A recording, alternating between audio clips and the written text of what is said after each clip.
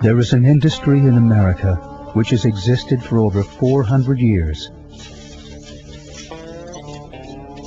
Trapping of animals and the fur trade have changed little with the times. Millions of animals are trapped and skinned every year for the vanity of fashion.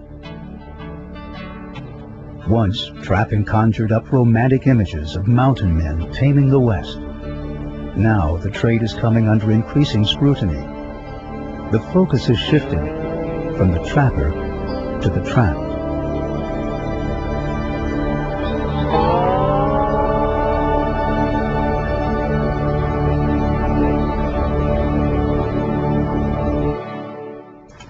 Each year in America, a staggering number of animals are trapped and killed. At least 4 million animals are trapped and killed for their fur. Hundreds of thousands of animals are trapped and killed because they are predators. Unknown millions are trapped and killed in the unregulated field of nuisance animal control. And millions more are injured or killed as non-targets, victims of traps set for other species. There are 3 basic types of traps: the snare, conibear, and the most widely used, the steel-jawed leg hold.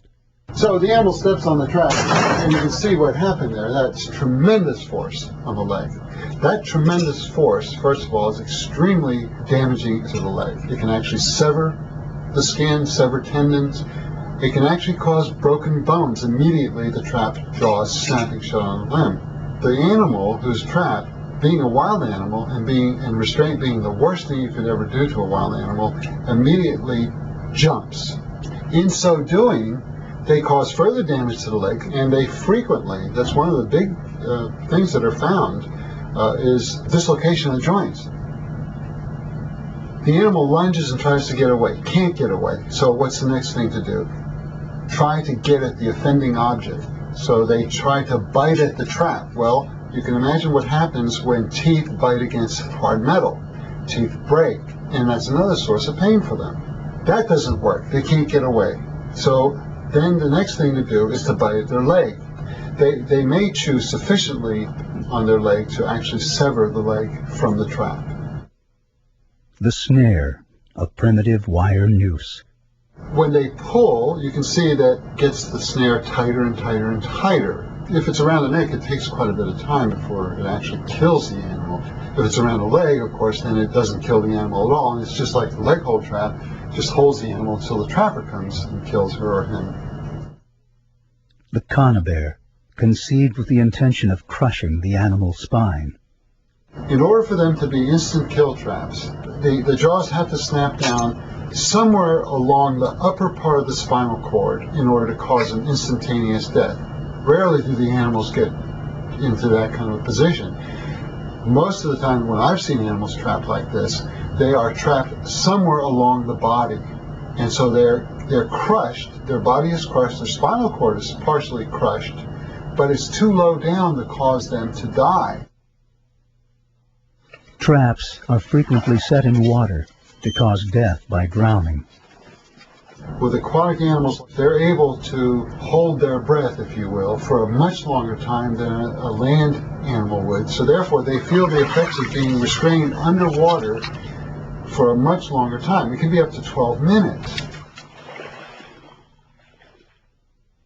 Animals targeted for their fur, not killed by trap injuries, predation, or exposure, are most often clubbed to death, suffocated, or strangled to preserve the pelt.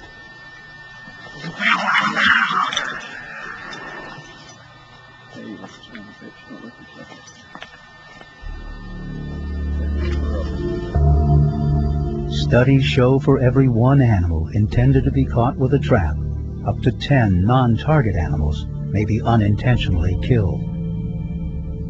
With suburban expansion and an increase in human-wildlife conflicts, many commercial fur trappers have turned to killing so-called nuisance animals. This growing private industry continues unchecked, despite the indiscriminate nature of traps. Wildlife management agencies want the public to believe that trapping benefits wildlife. That's the way I like to start today. Their argument focuses on prevention of disease and population control.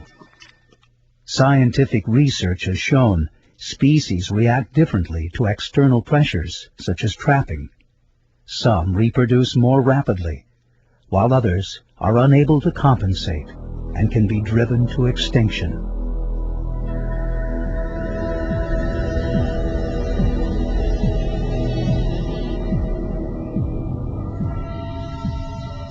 Predators are animals surviving by the prey they catch.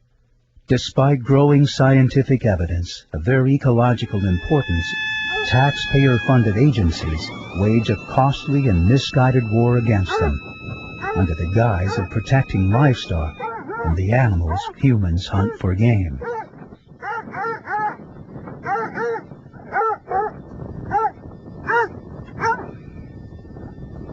We spend about $10 to $15 million a year, depending on whose estimates you use, in so-called predator control.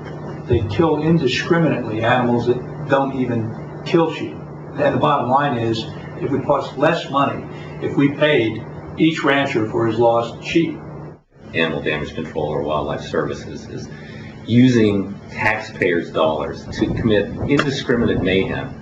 And ultimately, these people aren't even accomplishing their own goal. It's absurd. It's something that the American people, if they knew about it, and if they could vote on it, a very overwhelming percentage would vote no. Leg hole traps have been banned in 88 countries, including all 15 nations of the European Union.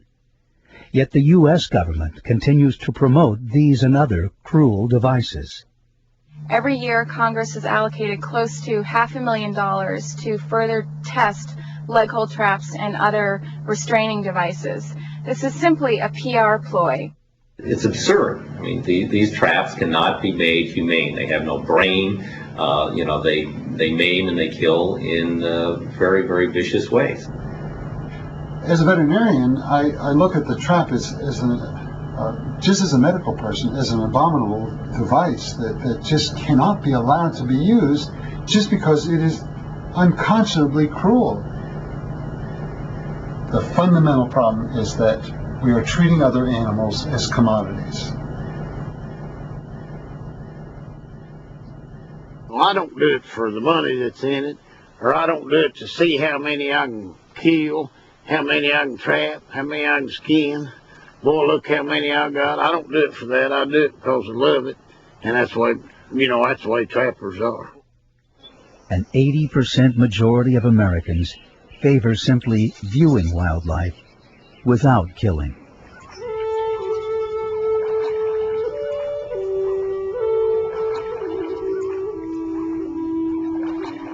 Until a member of Congress hears from 100 or 200 or 500 angry voters who are saying, I don't care what you heard from that special interest group, I don't care how much money they gave to your campaign, I personally am going to vote against you unless you work to change this barbaric practice and end this, well, then people are going to listen. Official wildlife management policy continues to compare killing wildlife to the sustainable harvest of trees. As we begin the 21st century, the ethical issue lingers. What will it take to recognize animals as sentient members of our communities, deserving of respect and protection?